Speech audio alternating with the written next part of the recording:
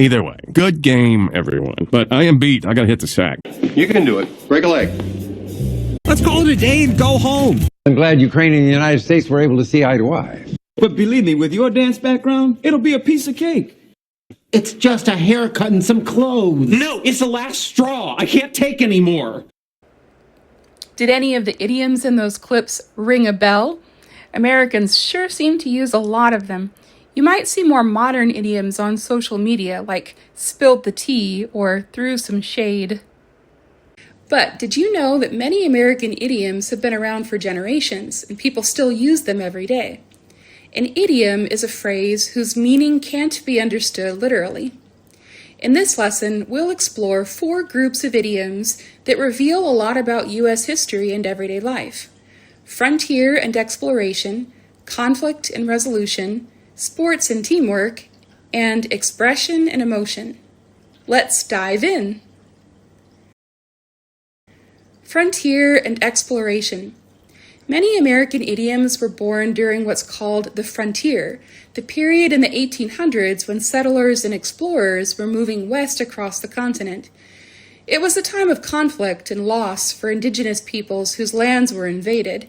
It was also a time of discovery and hardship that shaped American ideas about adventure and self-reliance.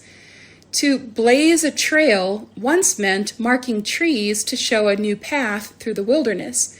Today, we use it to describe innovators, people who lead the way for others.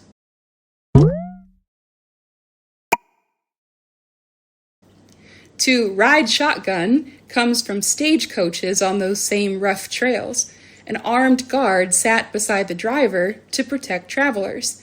Now it simply means claiming the front seat in a car, with no weapon required.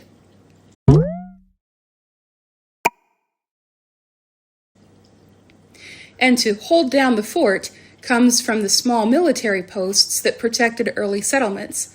When the commander left, someone had to stay behind to keep things running. In modern life, it means keeping things steady while someone's away, like managing a project or watching the house for a friend.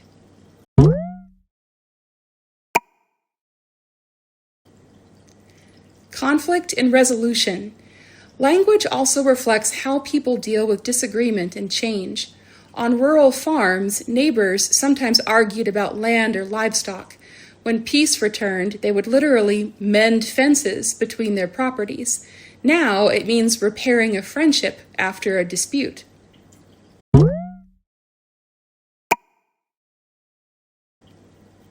To get your act together began in the theater. Actors needed to organize their scenes and props before performing. Today, it's advice for anyone who needs to focus, plan, and do better.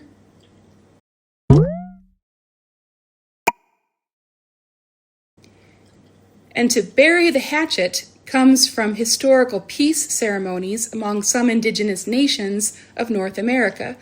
Leaders would literally bury their weapons to mark the end of conflict. When we use this idiom today, we should remember its origin, an image of reconciliation that deserves respect.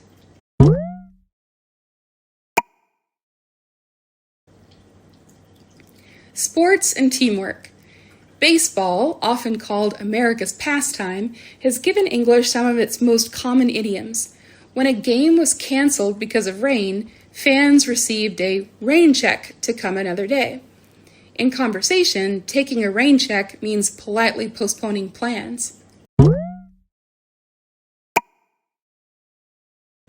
A ballpark figure is a rough estimate, close enough to stay in the ballpark.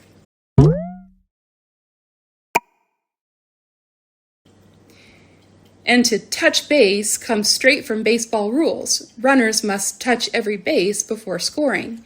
In everyday English, it means checking in quickly to stay connected, a good reminder that teamwork isn't only for sports.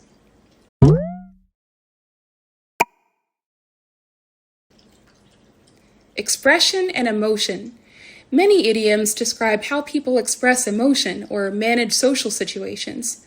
To break the ice once meant ships literally cutting through frozen seas so others could follow. Today, it means easing tension or starting a conversation.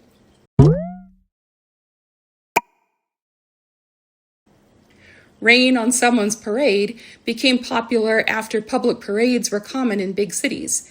It means spoiling someone's plans or enthusiasm, a vivid image of joy interrupted.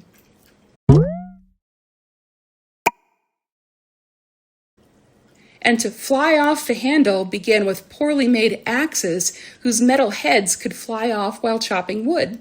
The phrase became a metaphor for sudden anger and a gentle reminder to stay calm when tempers flare.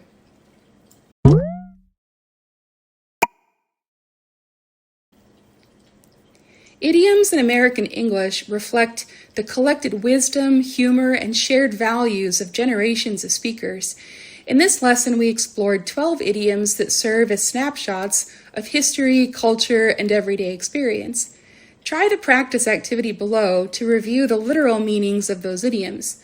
When you're ready, take the Google Form quiz to apply them in conversation. What idioms from your native language do you think might translate well into English? Language is a living reflection of its speakers.